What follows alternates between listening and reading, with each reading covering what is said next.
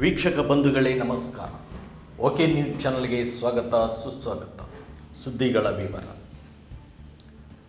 ಮಣ್ಣಿನ ಗಣಪನನ್ನು ಕೂಡಿಸಿ ಪರಿಸರ ಜಾಗೃತಿಗೆ ನಾಂದಿ. ಲಿಂಗಸ್ಗೂರು ಪಟ್ಟಣದ ಲಕ್ಷ್ಮೀ ಯುವಕ ಸಂಘದಿಂದ ಮಣ್ಣಿನ ಗಣಪತಿಯ ಪ್ರತಿಷ್ಠಾಪನೆ. ಬಾಳೆಯಲ್ಲಿ ಹೂಗಳಿಂದ ಅಲಂಕೃತಗೊಂಡ ವಿಶಿಷ್ಟ ಗಣಪತಿ. ಪಿಒಪಿ ಗಣಪತಿ ಅಬ್ಬರದಲ್ಲಿ ಸರ್ಕಾರದ ನಿಯಮ ಪಾಲಿಸಿ ಪಿಒಪಿ ತೊರೆದು ಮಣ್ಣಿನ ಗಣಪತಿಗೆ ಆದ್ಯತೆ ನೀಡಿದ ಯುವಕ ಸಂಘ.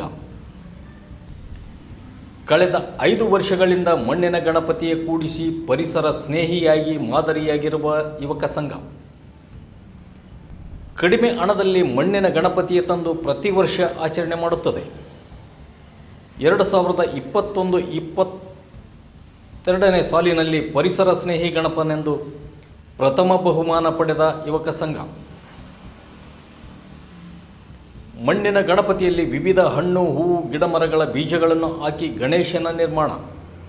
ವಿಸರ್ಜನೆ ನಂತರ ಮಣ್ಣಿನಲ್ಲಿ ಗಿಡಮರ ಬೆಳೆದು ಪರಿಸರಕ್ಕೆ ಪೂರಕವಾಗುವಂತೆ ನಿರ್ಮಾಣ. ಸರ್ಕಾರದ ನಿಯಮದಡಿಯಲ್ಲಿ ಸಮಾಜಕ್ಕೆ ಮಾದರಿಯಾಗಿ ಪರಿಸರಕ್ಕೆ ಪೂರಕವಾಗಿ ಮಣ್ಣಿನ ಗಣಪತಿಯ ಕೂಡಿಸಿ ಆದರ್ಶ ಮೆರೆಯುತ್ತಿರುವ ಯುವಕ ಸಂಘಕ್ಕೆ ಅಭಿನಂದನೆಗಳನ್ನು ಹೇಳಲೇಬೇಕು ಅಲ್ಲವೇ?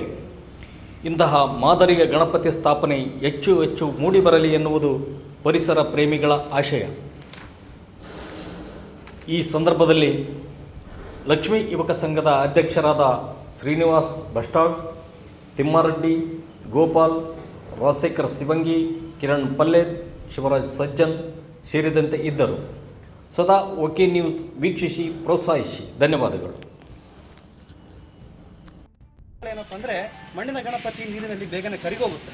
ಆಗ ಇಲ್ಲೇ ವಿಸರ್ಜನೆ ಮಾಡೋದು ಇನ್ನೊಂದು ಅನುಕೂಲ ಏನಪ್ಪ ಅಂದರೆ ಆ ಒಂದು ಮಣ್ಣಿನ ಒಂದು ಶ್ರೇಷ್ಠ ಫಲವತ್ತಾದ ಮಣ್ಣಿನಿಂದ ಮಾತ್ರವೇ ಮೂರ್ತಿಯನ್ನು ತಯಾರು ಮಾಡೋಕ್ಕಾಗೋದು. ಬೇರೆ ಯಾವ ಮಣ್ಣಿನಿಂದಲೂ ಅಷ್ಟೊಂದು ಗಟ್ಟಿ ಅಂಶ ಇರುವುದಿಲ್ಲ, ಮೂರ್ತಿ ಆಕಾರ ಬರೋಕ್ಕೆ ಸಾಧ್ಯನೇ ಇಲ್ಲ. ಗಟ್ಟಿ ಅಂಶ ಇದ್ದರೆ ಮಾತ್ರ ಮೂರ್ತಿ ಆಕಾರಕ್ಕೆ ಬರೋದು ಸಾಧ್ಯ.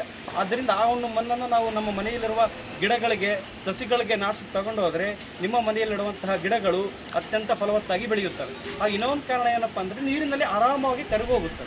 ಕರಗೋಗೋದ್ರಿಂದ ಏನಾಗುತ್ತೆ, ಮುಂದೆ ಹರಿಯುತ್ತಾ ಮುಂದೆ ರೈತರ ಜಮೀನುಗಳಿಗೆ ಹೋಗುತ್ತೆ, ಭೂಮಿಗಳಿಗೆ ಹೋಗುತ್ತೆ. ಫಲವತ್ತಾದ ಮಣ್ಣು ರೈತರ ಜಮೀನಿಗೆ ಸೇರುತ್ತೆ. ಇನ್ನೂ ಒಂದು ಏನಪ್ಪ ಅಂದರೆ ಇತ್ತೀಚಿನ ದಿನಗಳಲ್ಲಿ ನಾವು ತರಿಸುವಂಥ ಗಣಪತಿ ಬೆಳಗಾವಿಯಿಂದ ತರಿಸ್ತೀವಿ. ಬೆಳಗಾವಿಯಿಂದ ಯಾಕೆ ತರಿಸ್ತೀವಿ? ಮೂಲ ಉದ್ದೇಶ ಏನಪ್ಪ ಅಂದರೆ ಕೆಲವೊಂದಿಷ್ಟು ಸೀಡ್ಸ್ ಅಂತೀವಲ್ಲ, ಬೀಜಗಳು, ಆ ಒಂದು ಬೀಜಗಳು ಆ ಗಣಪತಿಯಲ್ಲೇ ಮಿಕ್ಸ್ ಮಾಡಿನೇ ತಯಾರು ಮಾಡ್ತಾರೆ. ಅದರಿಂದ ಏನಪ್ಪ ಅಂದರೆ ನಾವು ವಿಸರ್ಜನೆ ಮಾಡಿ ಮುಂದೊಂದಿನ ಗಣಪತಿ ಒಂದು ಘನ ವಸ್ತು ಅಲ್ಲೇ ಒಂದ್ಸಲ ಕೂತ್ಕೊಳ್ತು ಅಂದರೆ ಆ ಕೂತ್ಕೊಳ್ಳಿ ಸ್ಥಳ ಮುಂದೆ ಒಂದು ಹೆಮ್ಮರವಾಗಿ ಬೆಳೆಯಲಿ ಅನ್ನೋ ಆಶಯದಿಂದ, ಇಷ್ಟೇ ಕಾರಣದಿಂದ ನಾವು ಮಣ್ಣಿನ ಗಣಪತಿಯನ್ನು ಮುಂದುವರಿಸ್ತಾ ಇದ್ದೀವಿ.